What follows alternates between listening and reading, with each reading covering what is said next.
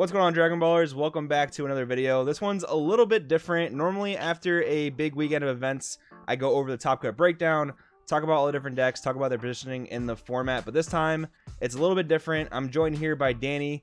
What's up? Say what's up, Danny. What's up, guys? So I'm here with Danny Wynn, and we both kind of had the idea to talk about this in a little bit of a different way. We're going to talk about the top cut breakdown. We're also going to talk about how the game has changed. You know, we're in a fresh new format in set 9, and there's a lot of things to talk about. So I'm going to go over to this graphic here. We have the top 64 of the Daily Mac Tournament Power. By the way, guys, if you're new here, make sure to subscribe. Really helps out a lot. And you get a lot of awesome videos just like this.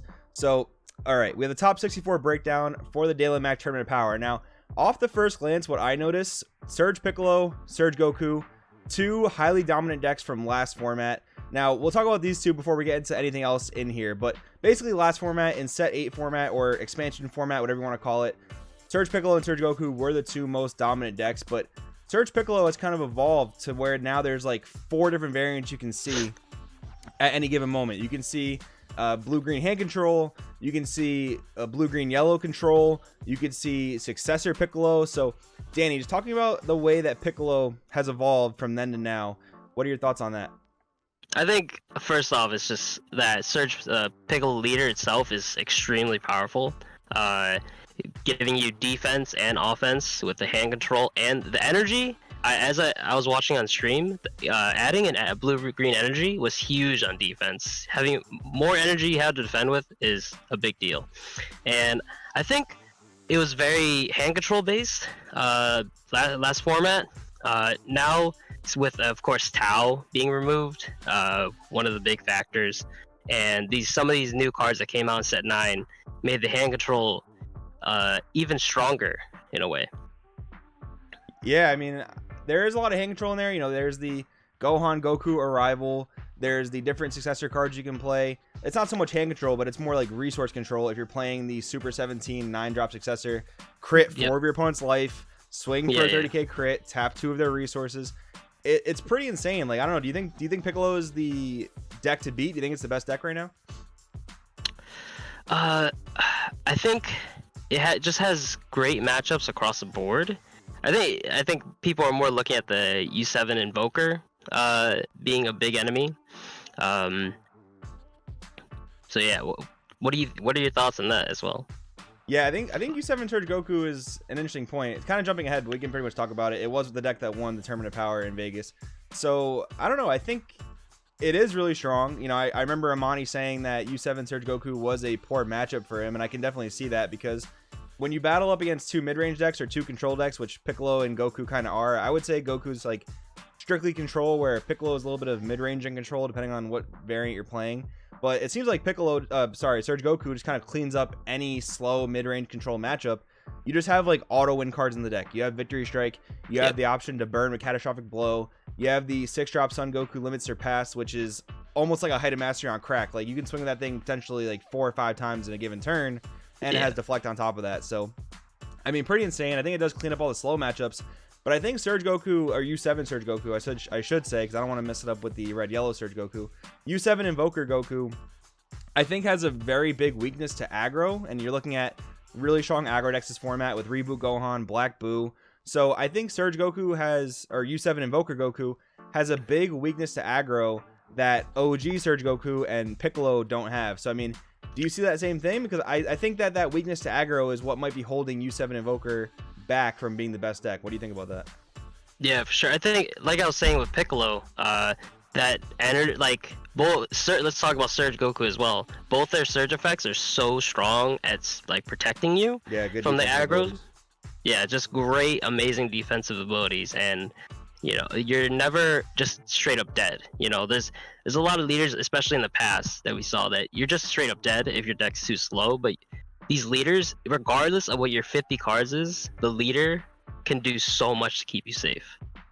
Yeah, definitely. Like, I just, you know, I'm a kind of a long time Surge Goku player, and like having that ability to go plus 10k, having that ability to negate the entire skills of the board, like there are certain instances where you feel like you can't lose. And then Piccolo, same thing, like getting that extra energy, it's almost like having a Dimension Magic on your leader. And then the ability to warp too, like if your opponent is going in on you with like, you know, really big attack with combos, you just immediately neg for the opponent with the leader, which is pretty insane. Surge Goku Doesn't have those insane defensive capabilities, but if you stabilize into the mid game with your Vegeta invokers, with your Energy Explosion Goku invokers, and your red blue extra cards, you get pretty wild. So I want you guys to keep in mind here that a big theme of what we're going to talk about in this video is offense and defense. We've been talking about that a lot here. I want to get through one more kind of topic before we get into that core, that offensive and defensive shift. So Danny, I'm going to just talk about this and then you let me know what you think. So besides Piccolo, Surge Goku, and U7 Invoker, we have a lot of other Set 9 decks that have made a splash here at the TOP weekend. We've got Reboot Gohan, Black Buu, Green Yellow Cell even making a splash here. And then we have a lot of old decks, Janemba Mill, Hachiyak, Wish Dende, and Surge Broly. So, Danny, what do you think about this? I mean, it seems like, I want to say ever since like Set 6, Set 7, that the sets have just been designed like so well that all these new decks, like we have several Set 9 decks and a lot of older decks that are, you know, fan favorites and people are still working on.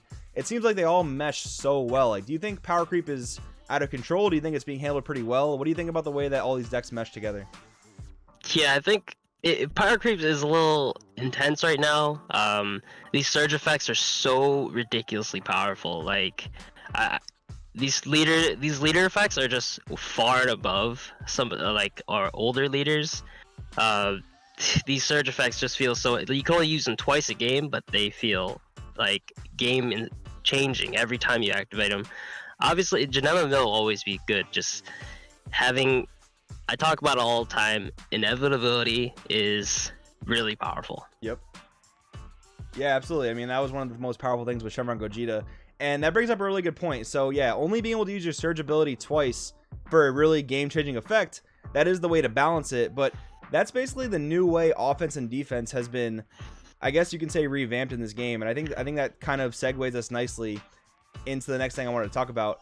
Our game is becoming a much more leader-centric game. I think the focus is far less on battle cards, far less on the effects of battle cards. Maybe not far less on the effects, but it's much less. I remember back then, Matt Coombs made a really good quote in terms of this game. He was like, you play for seeing hit, you get paid immediately. There's nothing your opponent can do about it unless they're playing a cold bloodless leader, which wasn't super popular back then. Nowadays, you play for seeing hit, you're getting Denial of Hope, you're getting Vegeta the Cruel, you're getting Chomp the Trickster, you're getting Mutaito, whatever the case is. Like, you're getting counterplayed in all different ways. So that kind of brings up this offense-defense thing. Danny, you want to open up with a little bit of your thoughts on this offense-defense thing, and we'll kind of bounce it back and forth. Yeah, for sure. It's definitely, the name of the game is energy efficiency. If you're playing into your opponent's counterplays, which every single deck has counterplays, you're gonna go neg and it'd be very inefficient on your turn. If you say you're tapping energy for foreseeing hit, and they spend 2 of their energy to Vegeta Cruel, Hidden Potential, any of those, you're extremely far behind right from the get-go.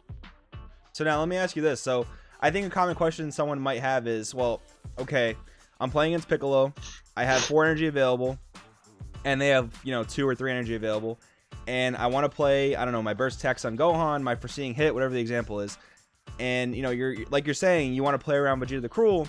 Now, what if that player says to you, well, what if I just do nothing with my energy on my turn? Is that efficient or inefficient? What would you say to them?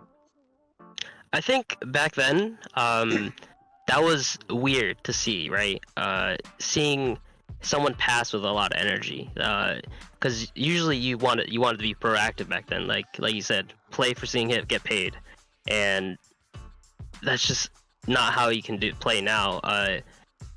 You can bait out counterplays, but you can't like expect to spend all your energy. You can spend like maybe 2 of your energy and hope to use some of theirs, and that's like energy efficiency there. You're only allowed to play 2 energy worth. 3 or 4, now you're getting way far behind, because if you tap out too much, and then your opponent's able to use their energy more efficiently and make big plays. Yeah, it's a really interesting dynamic, because one of the cards I noticed that was way less popular over the course of the weekend was Piccolo Assimilated Ability. Now, Piccolo Assimilated Ability is a card with barrier, so it plays into Vegeta the Cruel very, very well, but it does not play into Denial of Hope or Hidden Potential very well, because it doesn't care about barrier, it negates the play, sends to the drop area. Also, in Set 9, we got a lot of extra cards that just don't care about barrier. I mean, Cease to Exist, Artificial Impact, Demonic Absorption. Yeah. All these cards just ignore barrier. So As an example, Piccolo's simulated ability was the best 4-drop to play in a field full of counterplays, but even now that card just doesn't feel as good because just about every single color has a way to negate the play of it. And besides that, I mean, we're seeing a format evolve where like these arrivals are really, really powerful, right? And that's a lot of times because they are 5 costs. So you have like Red Green Gogeta, which is a 5 cost. You have Gohan Goku Defenders of Earth, which is a 5 cost blue green. You have the Cooler Tyrannical Assault, which is a 5 cost. These cards all happen to play around the whole counterplay thing, but they also play into the other way that the game is evolving. So in terms of offense, defense, tempo is a lot bigger than it ever has been in the past. So me and Danny the other day were talking about Storm Mirror matches where you swing your opponent's life. If you swing them for a 15, they're pitching a 5k. You swing them for a 20, they're pitching a super combo. You swing them for a 25, they're pitching a super combo and a 5k. Nowadays, that's a lot different. Tempo is way more important with your arrivals, interrupting your opponent's battles, destroying their battle cards mid-battle. And that's kind of what I was talking about with this more leader-centric format where your leaders is pulling most of the work. So Danny, what are your thoughts on that? On top of the leader effects like being super powerful, leader swings are the most powerful swings in the game. Like you're talking about all these arrivals, you're not allowed to all-in combo. If your opponent has 2 energy up, you better like respect it or you're gonna lose the entire game. Back then it pretty much didn't matter how much energy they had open. If they were at 1 or 2 life and you had a double strike on board, you're all-inning. If they say no negates, you're all-inning 100%. But now, they could be at 1 or 2 life and 2 energy open. There's no way a battle card will end the game. You can't reliably, unless you see that all their rivals are gone, the only way you can win is through a leader swing with double strike. On top of the fact, past the rivals, there's also effects that negate skills too, like Surge Goku Leader. These are such powerful effects that you're never allowed to actually win a game with a battle card. Very seldomly. Yeah, the keyword there is allowed. I actually wrote a Patreon article a few weeks ago and like I highlighted the word allowed like I think 4 or 5 times. You have to know what you're allowed to do in this game, and